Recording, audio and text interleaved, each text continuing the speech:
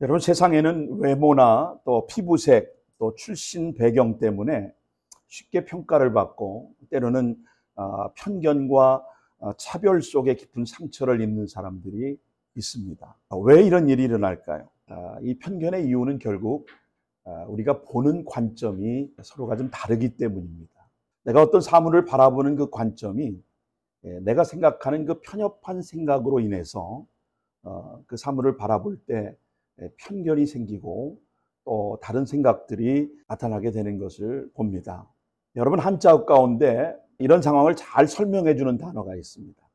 그것이 바로 일편직연이라고 하는 단어입니다. 일편직연이라고 하는 것은 하나에 치우친, 한쪽으로 치우친 생각, 그래서 한쪽으로 치우친 견해라고 하는 뜻의 한자 성어인데요.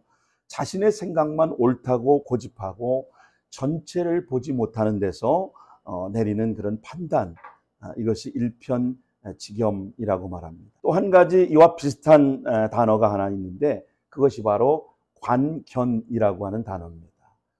이 관자는 대나무 관자를 사용하는데 대나무 구멍으로 세상을 본다, 이런 뜻에서 이 편협한 우리 인간의 생각들을 이야기할 때 관견이라고 하는 말을 합니다. 여러분 잘 아시는 것처럼 우리 속담에도 우물안 개구리라고 하는 말이 있습니다. 여러분 많이 들어보셨죠? 우물안 개구리.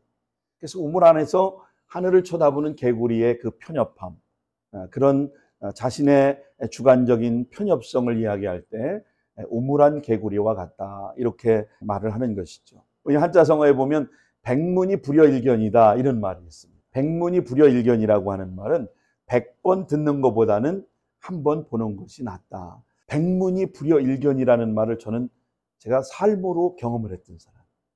한 번 듣는 것보다는 나가서 보는 것이 견문이 훨씬 넓어졌습니다. 반대로 그러나 하나님의 눈으로 복음의 관점으로 바라볼 때는 우리가 바라보는 세상과 사람을 늘 새롭게 볼 수 있다는 사실입니다. 미국 메이저리그에 활약했던 투수 중에요, 팔에 큰 장애를 입었던 선수가 있습니다. 짐 에버트라고, 혹시 여러분 알고 계신지 모르겠습니다만 이 짐 에버트라고 하는 선수는 태어날 때부터 오른손이 없이 태어났습니다. 여러분 저 그림에서 보시는 것처럼 저런데 어떻게 야구를 했을까? 여러분 기가 막히지 않습니까? 그는 태어날 때부터 오른손이 없었는데 그 오른손이 없는 장애를 극복하고 왼손으로 투구를 하고 글러브를 다시 바꿔 껴서 볼을 캐치하고 그리고 송구하고 또다시 얼른 글러브를 바꿔 껴서 또 피칭을 하는, 대단히 놀라울 정도로 그는 약점을 극복하고 특별한 방법으로 야구 선수가 된 분입니다. 여러분, 세상의 기준으로 볼 때는 아니 저런 손을 갖고 어떻게 야구를 할 수 있을까? 어떻게 공을 던질 수 있을까? 그런 편견으로 사람들은 저 선수를 바라봤을 겁니다. 신체적인 최악의 조건임에도 불구하고 그러나 자신의 장애와 한계를 핑계 삼지 않고 극복해냈습니다.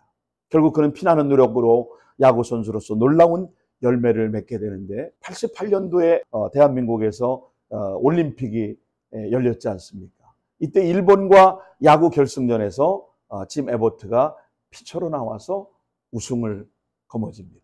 그 이듬해에 1989년에 미국 MLB라고 하는 메이저리그에 그가 데뷔를 해서 사람들의 우려를 불식시키고 무색할 만큼 엄청난 피칭을 합니다. 그리고 1993년 9월 4일 날 뉴욕 양키스 소속으로 노히트 런을 기록하는 대기록을 세웁니다. 여러분, 짐 에버트에게 장애는 결코 그의 미래를 가로막지 못했습니다. 그의 삶은 자신이 가진 조건이 부족해도 꿈을 포기하지 않으면 하나님께서 길을 열어주신다라고 하는 확신을 갖고 있었던 것입니다. 너무나도 감동적인 이 선수의 일화를 영상으로 담은 게 있는데 영상을 보고 한번 이어가도록 그렇게 하겠습니다. My hand was there. It was always there. Whether I acknowledged it or not, it was a part of who I was. I don't think I always understood its influence on me, particularly at an early age. I think I just loved sports. It seems to me as I've gotten older that maybe You know, the attraction to sports had something to do with wanting to fit in, of wanting to be on a team. There's a wonderful moment in sports when you're in that zone where the ball's been coming out of your hand just so for the last 4 or 5 innings, and it's starting to come off your hand, and you throw those warm-up pitches, and just when you need it, it's there. And you have, you know, your teammates around you, and you throw that first pitch, and the umpire calls a strike, and you realize this is possible. You know, this can happen. I reach back, my grip is set, eyes still on the target. Right back to the mound. He goes to second for 1 out. Throws to first, got it. Big play by Jim Abbott. This eighth. Call your neighbors, folks. We're headed into the 9th. 4-0 Yankees. Jim Abbott will take a no-hitter into the 9th inning this afternoon at Yankee Stadium before a crowd of better than 27,000. Yankees hold a 4-0 lead. And just to stress the overall importance of this game beyond, Kenny Lofton leads off the 9th for the Indians, and he bunts foul. The fans don't like that. It's part of Kenny's game, and he's got to do it. Bunted and fouled the first pitch. Takes strike 2. 0-2. By inches. The 1-2. And a bouncer over the head of Abbott to Gallego. 1 out in the 9th. Fermin. 0 for 3. And Abbott starts him with a strike. This is the 4th no-hitter taken into the 9th inning this year.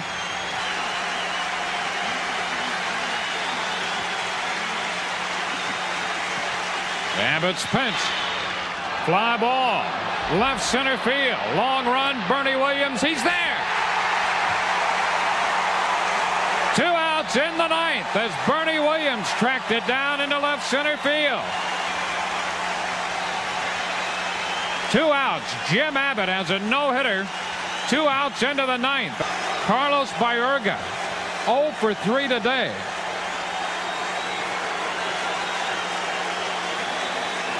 Baerga 5 out of 26 lifetime against Abbott. And the pitch is in for a strike. Hitting .318. And a ground ball to short. Velarde. He did it. He did it. No hitter for Jim Abbott. Jim Abbott throws a no-hitter and shuts out the Cleveland Indians 4-0. Mobbed by his teammates. Jim Abbott has just no-hit the Cleveland Indians. And the ground ball is short. Velarde. He did it. He did it. No hitter for Jim Abbott.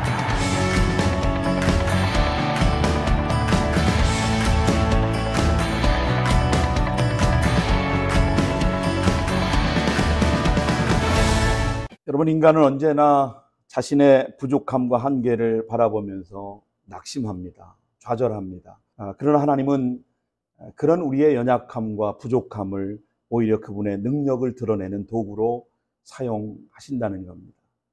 불가능할 것 같았지만 불가능을 극복하고 자신의 장애를 딛고 수많은 사람들의 편견을 잠식시키고 대선수로 위대한 MLB의 역사를 기록한 이 짐 에버트의 모습에서도 우리는 편견이라고 하는 것이 얼마나 옳지 않은 일인가 하는 것을 우리는 생각해 보게 됩니다.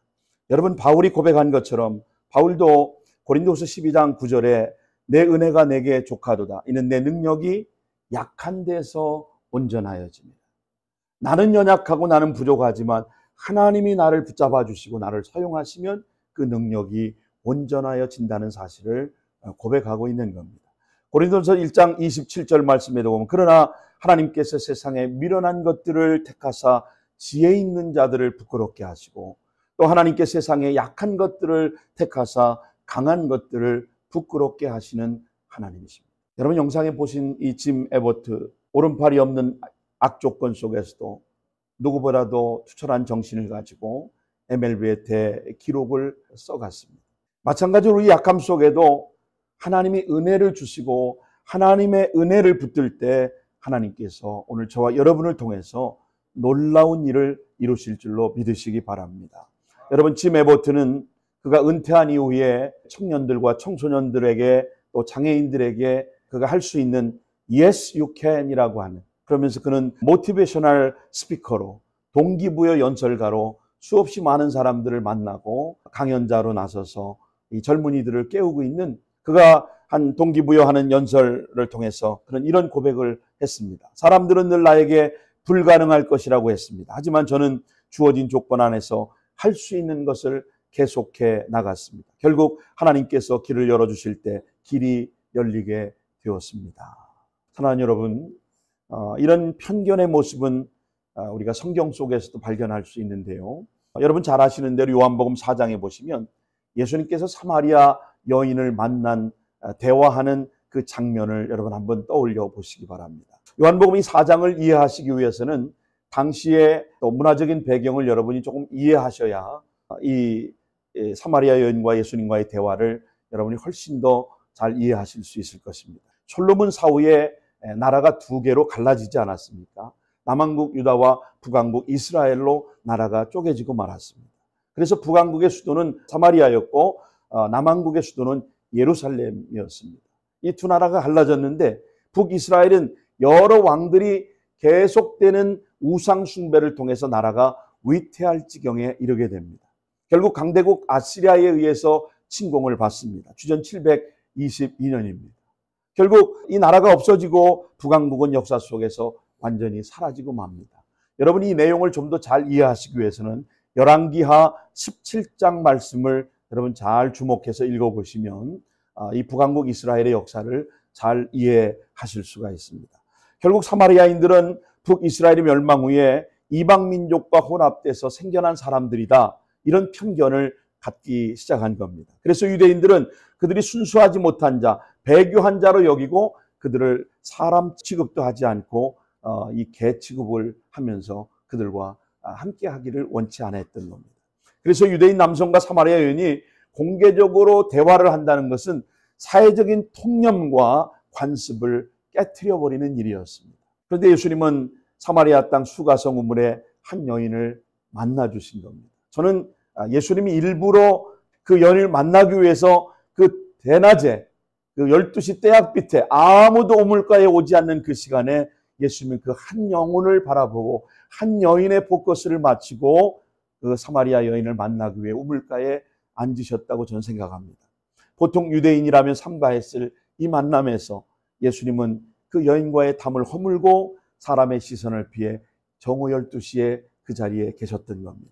그리고 그 여인이 물을 길러러 올 때 예수님이 말씀하십니다. 내게 물을 좀 줘라.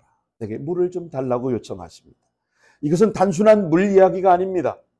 물 이야기를 넘어서 메시아이신 예수님이 영원히 목마르지 않는 생수를 그 여인에게 주시고자 했던 것입니다.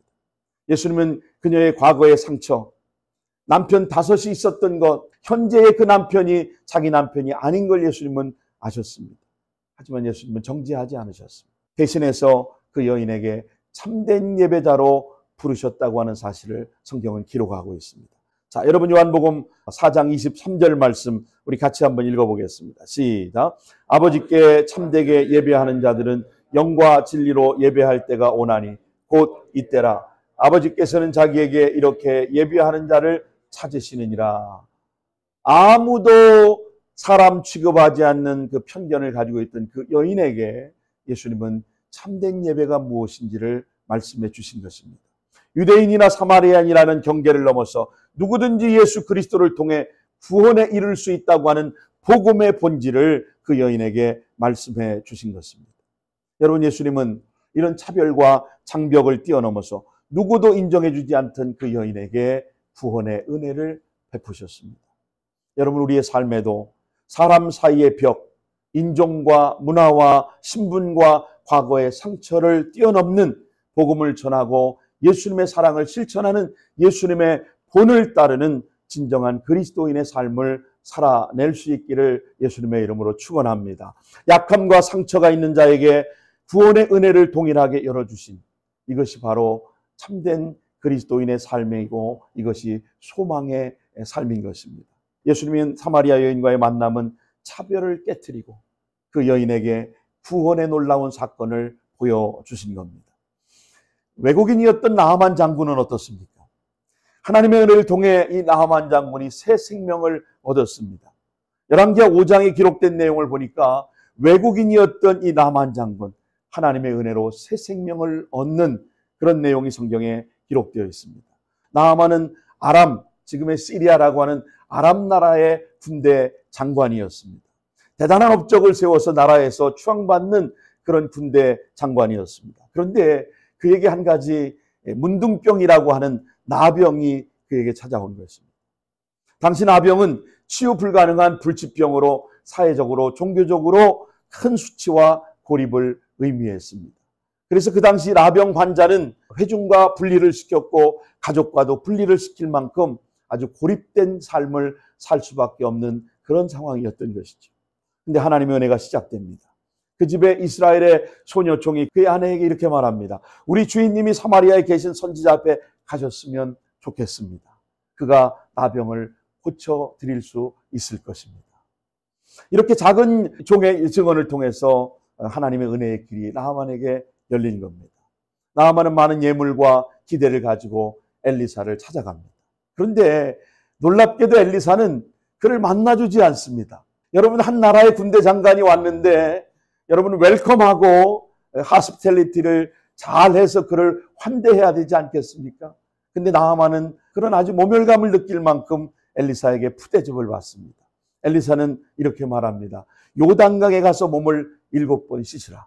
그리하면 내 살이 회복되고 깨끗하게 될 것이다. 일개 나라의 군대 장관이 엘리사를 찾아오고 은금 보물을 다 가지고 왔는데 나와서 웰컴하고 환영해 주기는커녕 자기의 수하에게 말 한마디로 끝을 내고 맙니다. 나하만은 분노했습니다. 위대한 장수였지만 결국 그 단순한 방법 하나 때문에 모욕을 느끼고 말았습니다. 하지만 그의 신하의 권면을 듣고 나하만은 순종합니다. 7번 물에 들어갔다 나오는 순간 그의 살은 어린아이와 같이 깨끗해졌다고 하는 사실입니다.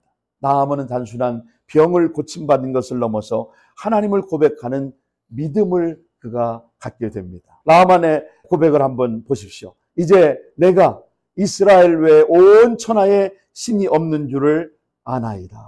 이 사건을 통해서 그는 하나님을 고백하게 된 겁니다. 외국인이었지만 하나님의 은혜를 통해 나하만은 새 생명을 얻게 된 겁니다.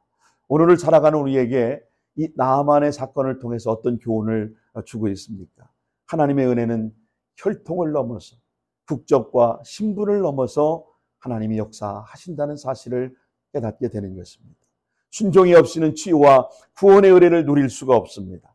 한 작은 여종의 증언처럼 작은 사람의 믿음의 말이 큰 역사를 이루기도 한다는 사실을 여러분 기억하시기 바랍니다. 나하만 장군 이야기는 은혜는 민족을 초월한다는 그 복음을 우리에게 보여주는 사건입니다. 여러분, 이처럼 복음은 늘 차별을 허물고 막힌 담을 깨트리고 서로 다른 이들을 하나 되게 만드는 것입니다. 여러분, 오늘 본문에 사도 바울은 에베소서 2장에서 이 사실을 선포하고 있습니다. 자, 2장 14절을 또 같이 한번 보겠습니다. 시작. 그는 우리의 화평이신지라 둘로 하나를 만드사 중간에 막힌 담을 허시고. 아멘. 오늘 우리가 세워야 할 공동체, 오늘 이민교회가 세워야 할 건강한 공동체는 바로 이런 모습이어야 합니다. 서로 다른 배경과 조건에도 불구하고 그리스도의 사랑 안에서 모두가 한 가족이 되는 샬롬의 공동체를 만들어 가는 겁니다.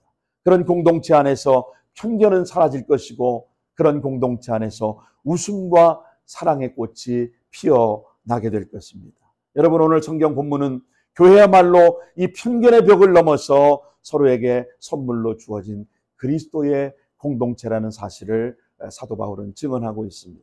어느 분이 제게 이렇게 질문할 수 있겠죠. 목사님, 오늘 교회는 이런 편견을 극복하지 못하고 있지 않습니까? 맞습니다. 틀림없습니다. 인정합니다. 부인할 수 없습니다. 그러나 그렇다면 오늘 교회가 이런 편견을 극복하는 공동체, 진정한 샬롬의 공동체를 만들어 가려면 어떻게 해야 할까요? 첫째로 그리스도의 십자가의 의미를 좀 깊이 묵상해야 합니다.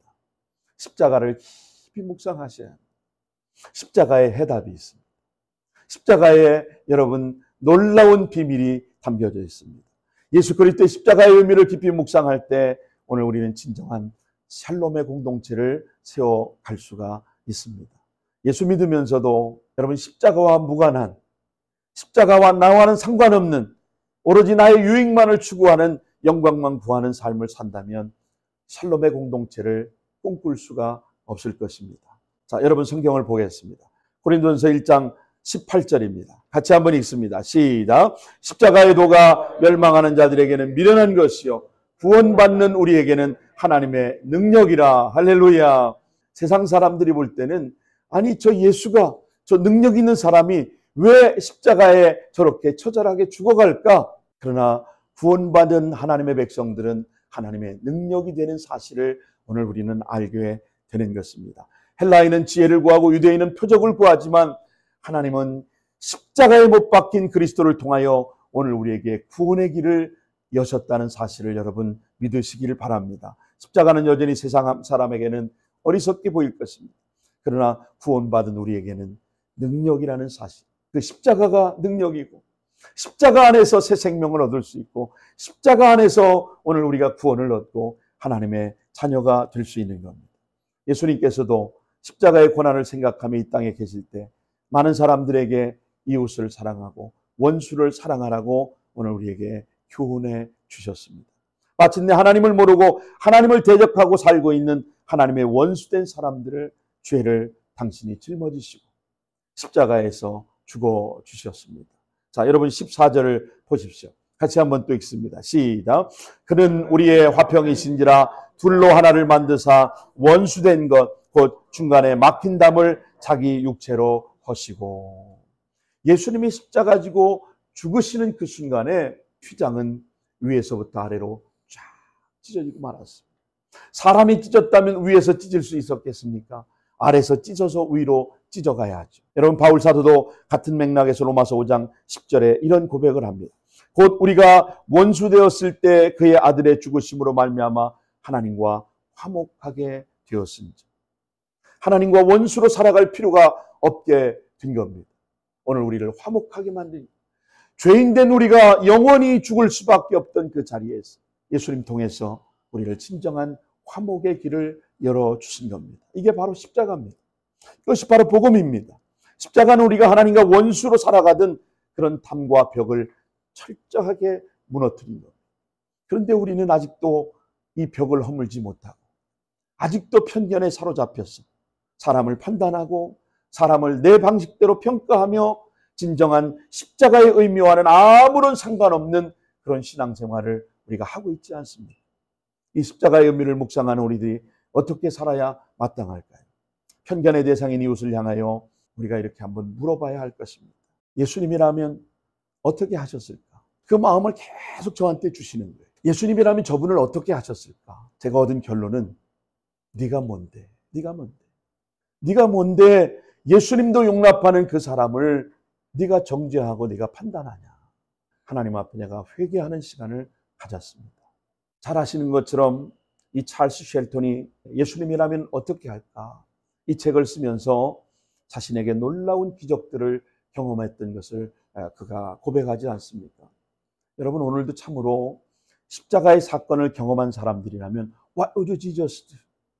늘 우리의 삶의 순간순간 예수님이라면 이 사건을 어떻게 대하셨을까? 예수님이라면 어떻게 하셨을까? 늘 우리는 그렇게 고백하고 고민해가야 할 것입니다. 이것이 원수된 자, 괴롭히던 사람들을 접근하기 시작한다면 역사는 경천동지하는 그런 역사가 나타나게 될 겁니다. 하늘이 열리는 역사가 나타나게 될 것입니다. 용서할 수 없는 자를 용서하고 이해하지 못한 자를 가슴에 품고 주님의 심정으로 편견을 없애버리고 그를 내 사람으로 품고 하나님의 사람으로 인정해버리는 순간 제 마음 가운데 천국이 열리는 것을 제가 경험했습니다. 그래서 제가 그분에게 전화했습니다. 제가 밥을 사드리고 싶다고. 식사 같이 하자. 저를 피하셨습니다. 하지만 제 마음 가운데는 예수님의 마음을 끝까지 품고 그분을 주님의 사랑으로 대해야 되겠다는 결론을 제가 얻게 되었습니다. 하늘은 놀랍게도 바로 이런 마음으로 살아갈 때 그 사람은 어떻든 간에 내 마음의 천국을 경험하고 내 마음의 하늘이 열리는 것을 경험하게 되더라 그 말입니다. 십자가는 여러분 장식이 아닙니다. 삶의 표현이어야 합니다. 이것은 나의 삶의 표현이 되어야 합니다. 십자가는 내가 죽고 다시 사는 것이고 바로 나 같은 죄인을 구원해 주신 그 놀라운 현장이 아닙니까? 나의 죽음으로 이웃을 살려내는 것, 나의 죽음으로 공동체를 살려내는 것, 그 공동체는 또 다른 더 큰 공동체를 살려내게 되는 겁니다. 그런 십자가의 샬롬을 경험한 공동체를 오늘 우리는 교회라고 부르는 것입니다. 저는 여러분이 이 레드우드 공동체에 오셔서 말씀을 듣고 여러분 사람을 살려내는 그런 축복의 주인공들이 되시기를 예수님의 이름으로 축원합니다. 어떻게 교회가 이 편견을 극복하고 샬롬의 공동체를 만들어갈 수 있을까? 두 번째는 이방인과 유대인의 벽도 무너진 것을 기억하셔야 합니다. 예수님 당시 유대인 남자들은 다음 세 가지를 감사했다고 합니다. 첫째는 여자가 아닌 남자로 태어난 것을 감사했다고 합니다. 두 번째는 내가 종이 아니고 자유인으로 태어난 것을 감사했다고 합니다. 세 번째는 이방인이 아니라 유대인으로 태어난 것을 감사했다고 합니다. 여러분 처음 두 가지는 많이 변했는데 이 세 번째는 지금도 변하지 않습니다. 내가 이방인이 아니고 유대인으로 태어난 것을 그들은 감사한다는 겁니다. 유대인들이 이방인에 대한 편견 여러분 너무나도 뿌리 깊기 때문에 오죽하면 유대인들이 이방인을 대할 때 개 취급하겠습니까? 그만큼 자기들은 구별되었다. 철저하게 아브라함의 씨다. 이런 생각을 가지고 그들이 편견을 가지고 살아간다는 것입니다. 유대인의 역사가 요세푸스의 증언에 의하면 과거에 예루살렘 성전의 이방인의 뜰과 성전 군회를 나누는 높은 벽이 세워져 있고 거기에는 성전 군회에 침입하는 이방인은 누구든지 사형에 처한다고 하는 경고문이 붙어 있습니다. 그림에서 보시는 것처럼 성전 바깥쪽은 이방인의 뜰입니다. 그리고 성전 안쪽에 바로 유대인만이 들어갈 수 있는 그곳에 돌비에 경고문을 써놨습니다. 이게 이스라엘 국립박물관에 소장되어 있는 돌판인데 이방인이 이 성전에 침입하면 들어오면 사형에 처한다. 이 경고문을 1871년도에 이것을 발견하게 된 것입니다. 그런데 오늘 본문을 보시면 이 벽의 중간에 막힌 담을 누가 헐어버리셨을까요? 예수님이 헐어버리셨어요. 예수님이 무너뜨린 겁니다. 손에 성전 휘장이 위로부터 아래로 쫙 찢어지게 된 것입니다. 사람이 찢었다면 밑에서부터 찢어야 하는데 아까 말씀드린 것처럼 하나님께서 예수님이 십자가를 지고 다 이루었다라고 선언하는 순간 성전 위에서부터 아래로 휘장이 찢어져서 막힌 성소와 지성소 사이에 가로막혀 있던 이 휘장을 찢어버리고 만 것입니다. 이방인과 유대인이 한 몸으로 만드셨다는 사실을 예수님께서 자신의 몸을 찢으시면서 보여주신 겁니다. 자, 여러분 에베소 2장 14절 말씀 다시 한번 읽겠습니다. 그는 우리의 화평이신지라 둘로 하나를 만드사 원수된 것 중간에 막힌 담을 자기 육체로 허시고 아멘. 여러분 예수님의 화평의 주가 되신 겁니다. 하나님과 인간 사이에 가로막혀 있던 이 죄의 장막을 예수님이 십자가에서 다 허물어 버리신 겁니다. 이방인의 뜰과 유대인의 뜰로 구분했던 실제적으로 침범할 수 없었던 실제로 그곳에 발을 디딜 수 없었던 관계를 이미 예수님이 다 무너뜨리신 겁니다. 에베소 2장 19절에도 말씀해 보니까 이제는 누구든지 그리스도 안에서 한 몸 한 가족이 되었다. 십자가로 이 둘로 한 몸을 하나님과 화목하게 하려 하심이라 원수된 것을 십자가로 소멸하셨다고 말씀합니다. 여러분 우리의 삶에 여전히 관계의 막힘 또는 이 담이 우리 안에 존재하고 있지 않습니다. 민족과 언어와 계층과 학력과 출신과 배경과 과거의 상처, 교만 이런 것들이 다 담을 쳐가지고 서로가 서로를 가까이 하지 못하고 서로가 서로에게 다가가지 못하는 그런 장벽을 만들어 버렸습니다. 고린도서 5장 18절에 예수님은 화목케 하는 직분을 우리에게 주었다고 말합니다. 우리는 화해의 사명자로 부르심을 받은 겁니다. 누구도 용납하지 못할 사람이 없습니다. 누구도 우리가 담을 만들 사람이 없는 것입니다. 16절 말씀 다시 한번 읽어보시죠. 또 십자가로 이 둘을 한 몸으로 하나님과 화목하게 하려 하십니다. 원수된 것을 십자가로 소멸하시고. 아멘이십니까? 아멘. 아멘. 원수된 것 십자가로 다 소멸하셨습니다. 그래서 실제로 오늘 본문의 12절에 이방인이 예수님이 이전 상태를 이렇게 증언합니다. 그때 너희는 그리스도 밖에 있었고 이스라엘 나라 밖에 사람들, 성전 안을 밟지 못하는 이방인에 뜰어 있던 사람들, 그러나 약속의 언약에 대하여 외인들, 세상에 소망이 없는 자들, 그리고 하나님이 없는 자들로 이방인처럼 그렇게 살았던 사람들이었지만 우리는 둘로 하나 되게 하신 그리스도의 십자가, 예수님 때문에 오늘 우리는 한 몸 공동체가 된 것입니다. 그래서 그리스도의 십자가의 희생 이후에 예수 믿는 이방인들이 하나님의 자녀가 되고 하나님의 언약을 기다리는 자가 되고 함께 교회 안에 예수 믿는 한 공동체를 이룬 것입니다. 그래서 가장 높은 편견의 벽이 무너지는 기적을 경험하게 된 겁니다. 저는 여러분에게 이런 질문을 드리고 싶습니다. 여러분이 갖고 계신 편견은 무엇입니까? 여러분은 어떤 편견을 갖고 계십니까? 학벌의 편견을 갖고 계십니까? 지방색의 편견을 갖고 계십니까? 아니면 인종과 교육의 벽을 갖고 계십니까? 아니면 자본의 편견의 벽을 갖고 계십니까? 우리는 너무나도 편견 때문에 사람의 관계를 무너뜨리고 그 편견 때문에 여러분 교회에 어려움을 주는 경우가 얼마나 많은지 모릅니다. 그렇다면 우리가 예수 믿는 우리가 어느 대학 나온 걸로 사람을 평가하지 마십시오. 과거에 나온 대학 때문에 우쭐해서 사람들 앞에 자신의 존재감을 드러내려고 한다면 그건 부끄러운 짓으로 여기셔야 합니다. 이런 부끄러운 짓 이제 그만하셔야 합니다. 거듭 말씀드리지만 세계 100대 대학 순위에도 들어가지 못하는 소위 말하는 스카이를 나온 것으로 여러분 자랑할 게 아닙니다. 이제 우리 각자의 편견은 제발 십자가 아래 다 내려놔야 합니다. 진짜 예수 믿는 사람이라면, 내가 구원받은 하나님의 자녀가 됐다면 여러분 이제는 이런 걸로 사람을 평가하는 기준 삼지 말고 십자가 앞에 다 내려놔야 합니다. 하나님이 죄된 나 같은 것을 받아주시고 나 같은 것을 용납해 주십니다. 내가 어떻게 구원받고 하나님의 자녀가 돼서 목사가 되겠습니까?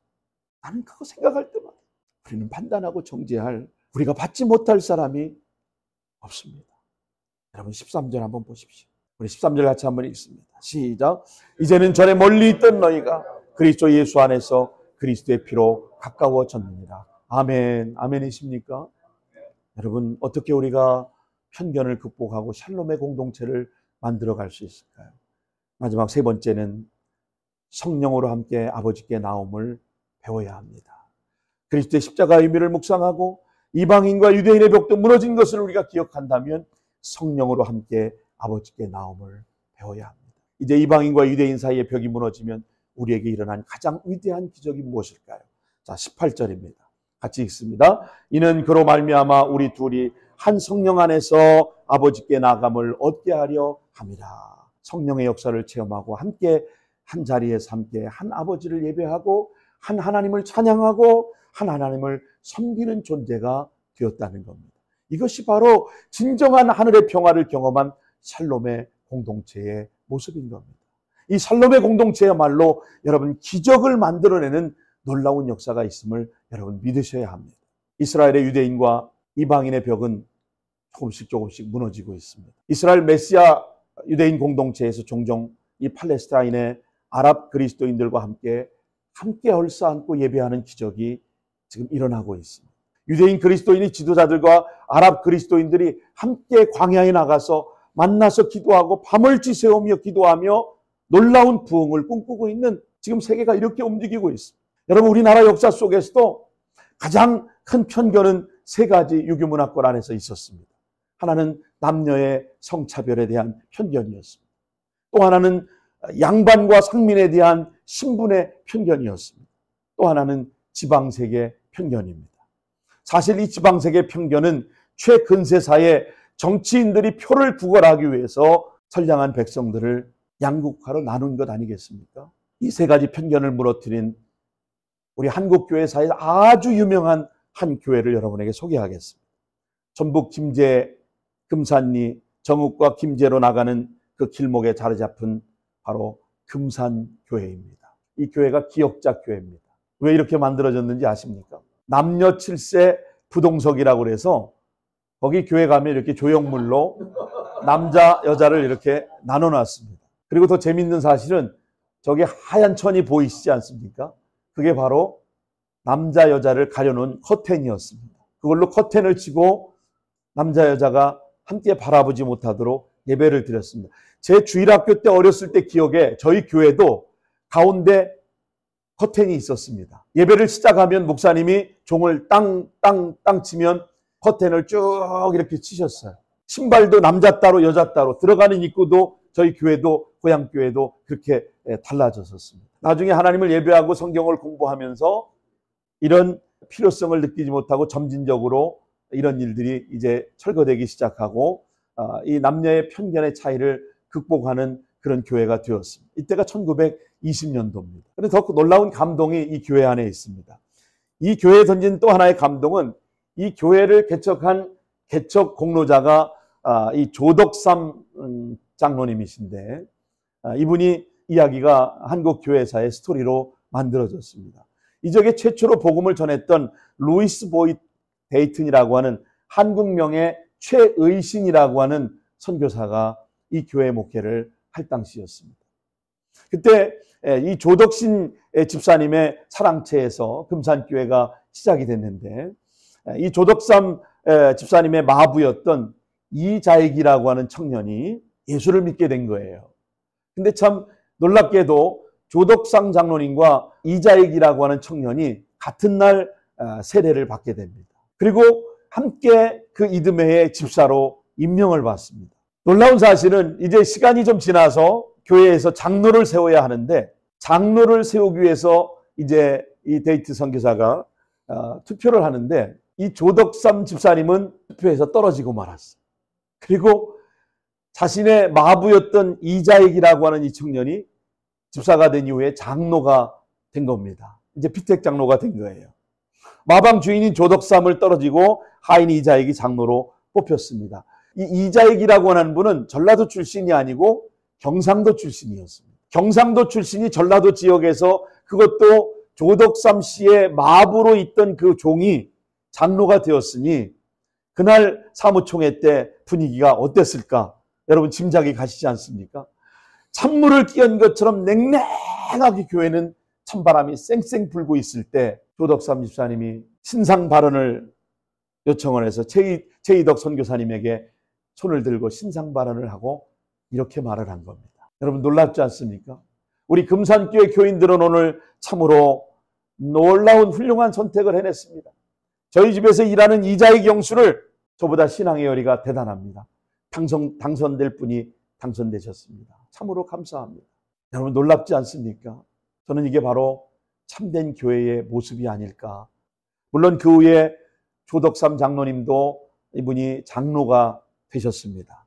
그리고서 이자익 장로님을 신학교에 보내서 목사를 만들었습니다. 그리고 조덕삼 장로님이 시무장로로 있을 때 이자익 목사님을 담임 목사로 청빙을 해서 이분이 이자익 목사님이 장로교회 연거포 3번이나 총회장을 역임하도록 그렇게 조덕삼 장로가 만드셨다는 겁니다. 이게 한국 교회사의 아주 유명한 이 조덕삼 장로의 스토리에 나오는 이야기입니다. 이 교회는 신분의 편견과 지방색의 편견의 벽을 보기 좋게 허물어버리는 기적의 역사를 이룬 것입니다. 저는 이것이 바로 복음의 능력이라고 생각합니다. 어떻게 자기의 종을 담임 목사로 청빙해서 이 교회를 목회했겠습니까? 예수를 잘 만났기 때문이라고 생각합니다. 예수 만났기 때문에 우리 인생의 참된 구주요 주인이신 예수님을 만났기 때문에 벽을 허무는 이런 역사를 한국 교회 앞에 보여주신 겁니다. 저는 이런 기적이 살롬의 기적의 공동체가 되어서 우리 교회와 한국 교회와 수많은 이민교회에 재현될 수 있게 되기를 예수님의 이름으로 축원합니다. 기도하겠습니다.